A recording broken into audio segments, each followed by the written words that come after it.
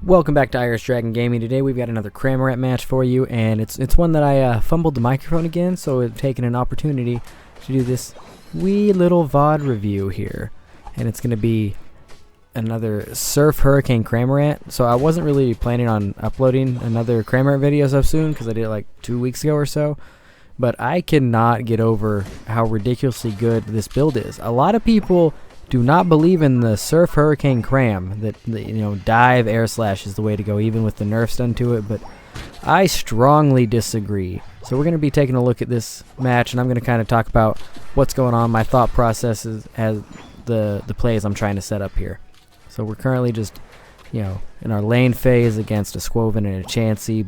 Both are pretty hard to secure against, but Whirlpool's a really good move in securing wild Pokemon over a lot of people. So now we pick up our Hurricane, and we got a little bit of double spinny CC here with the Whirlpool Hurricane. And I personally would be okay if we kept Whirlpool the whole time. It's a great move. Now we're just setting up in center for bees. My jungler's there in position, and we're ready to go. So I just put my CCs down on the Squoven and the birds. I think I said bees again. It's going to take a lot of time before we stop saying that. Now, our jungler does go down here. I get some distance on them so that I don't take too much damage, and we're able to take down everyone in this lane and put our points in here. Just in time to not get hit. A little bit of CC. He moves backwards, and now we just move back to our goal to start getting farm, leveling up, and defending our goal. So now we've got Surf, we've got the full CC Cram ready to go. Surf Hurricane. See my Azumarill's having a little issue in the middle here. I come in trying to help it out. Greedent gets past us to go score. I know I can't stop that, so we just chase the Blissey. I'm trying to take that thing down. Azumarill does pick it up, and I turn to just try to secure as much experience as possible. Getting ready for the next objective, which is the 720 Altaria. I'm able to stun him and secure that at the same time. Surf's a great move. I don't care what anybody says. Surf Hurricane Cram is a good Pokemon.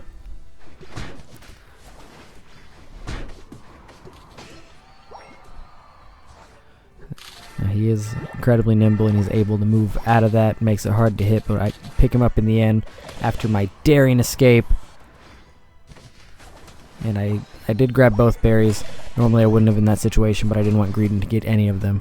I put my Hurricane out in front of where the Bliss is going to go, stuns it in place there, and it allows us to pick up the KO. So we're uncontested for this Altaria. My Azumarill goes to score. I assume it's stacking. I hope it is anyway. And that allows me to just pick up this. Now here I was watching the mini-map, thought I got the Altaria already, so I was turning to that ball toy and just let my attacks auto-aim, which targeted the 1 hit point Altaria. But it all worked out. Now we just come up here. My Duraludon's going to attempt to secure this, and my job here is just to keep the enemy Pokemon off of it so that they don't get a steal. We managed to secure it here. I bust my Unite, and I hit my Eject button just to move out of where their attacks would have been aiming for me there, which allows me to live on very little health and pick up those KOs. And I've got 40 points here, no Unite, and very little health, but we planned to push. It went in immediately. I walked past him, just put my points in, thinking I'm probably going to go down here, but sometimes I forget the might of the Surf Hurricane Cramorant, especially coupled with that wonderfully timed Mime Unite. So we're picking up points here. Pick up as much as we can.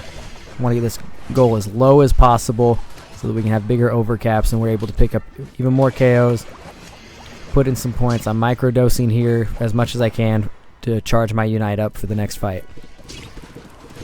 Once again, looks like we're probably going down here, but my team comes together right there, and we do a good job. And I'm like, I am on no health. I gotta go.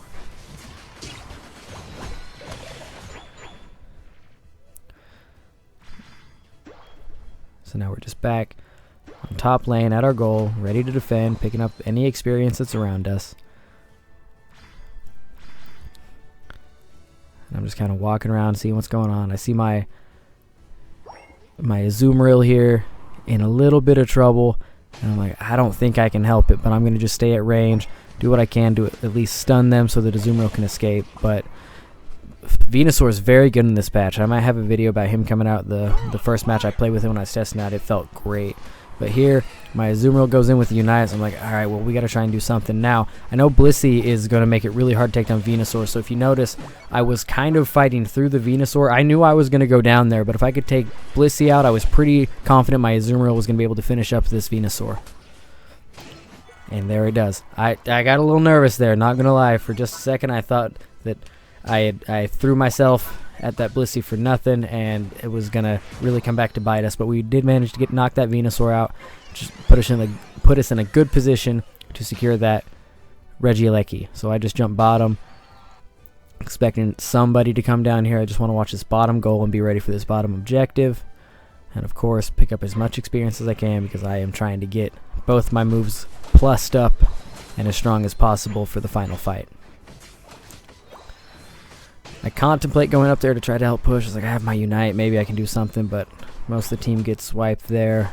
Mime goes down, and I'm like, alright, no, this is the play. The bottom objective is the play. Duraludon's down here. He can rip it by himself, but I just want to make sure nobody comes in, gets a sneaky little steal off of him. Wasn't sure how many people were up there, and I wasn't taking the time to pan all the way up to look. And there was a Greedent down here, so I think I made the right call, getting ready to stun and CC anyone that came down to try to steal that.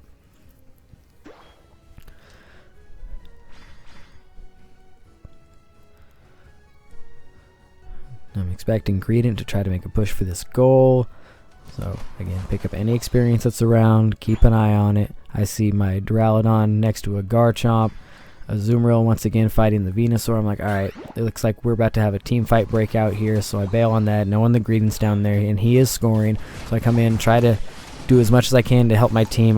Duraludon goes down, and we pull out their Venusaur's Unite. Our Mime Unites there. So this turned into a really big team fight. Their Delphox united.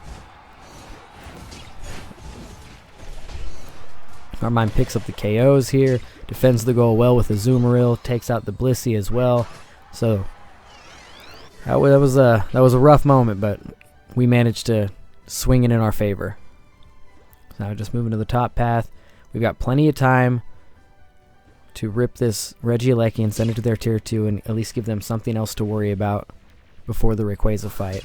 And I'm just posted in this bush with my Hurricane ready to go. I've got the aim set. I am hard aiming here, and it doesn't matter because I still missed the Delphox, but they weren't able to get there in time anyway. And my team decides to make a push here on this goal, and I'm sitting back a little bit, contemplating just setting up for Regieleki, or not Regieleki, Rayquaza. But my team is here pushing, so I want to be here with them, keeping my Surfs, my Hurricanes down. And here I contemplate going to the Rayquaza, but I see once again my Duraludon's in trouble. He's been having some trouble with his Venusaur. So I, in my head, was like, alright, Duraludon's rip and secure over Rayquaza is way more important to be there than me. So I'm going to do as much as I can to stall and let him get out. And I do manage to pick up both of those KOs. The Regieleki goes in and breaks that. And they're forced to jump up top and deal with me. So I think we're in a pretty good spot. There's only 2 there against the rest of my team. But somehow the Delphox Unite does manage to secure the Rayquaza, but we had the Venusaur down. They took the Delphox out. They already broke Greedent's shield, so we're in a really good spot still. We're very far ahead here, so all we've got to do is defend, break their shields, and make sure not many of them score. Blissey's shield's already gone there. I'm not sure if it was still KO'd when the Rayquaza secure happened, but the only score that they managed to get in off of their Rayquaza shield was that Garchomp, and then we end up taking him out. We still have a huge lead even after that score. So I'm just here watching the top goal. I see we got 2 from my team on bottom, the other 2 heading that way, and I'm pretty confident that I can defend this goal if necessary. They've still got 2 down, so even if everyone on their team goes down, they're still outnumbered by my teammates. So I'm thinking, alright, I just want to sit here, make sure that no one comes back and decides that they want to try to make a score here. But we got 4 down, then 5 down, and I'm like, you know what? This match was too good for Cramorant to not get a score in and really put a nail in a coffin. So I'm thinking sneaky bird time, right? I mean, who's going to suspect this? I'm just moseying my way to the goal. They've got their team bottom, 2 KO'd still, and Greedent jumps bottom, Perfect timing to sneak into their goal and drop my 100 points in. That's right, sneaky bird play. I finished this match off with a Unite, getting double united by Greed and Blissey, and this was a really good match.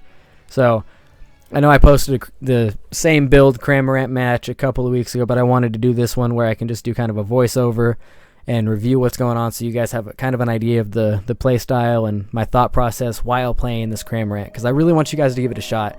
A lot of people say, like I said, not the better build, but I think it is. Look at that, 10 KOs, 11 assists, got my 100 points in to make it 179. I mean, I was running the CC build, and I did almost the most KOs on the team. Mine gets the MVP, rightfully so. He played great, but we did over 100k damage. Over 100k damage with the CC build. That wasn't dive, air slash. That was surf hurricane. So don't forget to like and subscribe, guys, and I'll see you in the next one.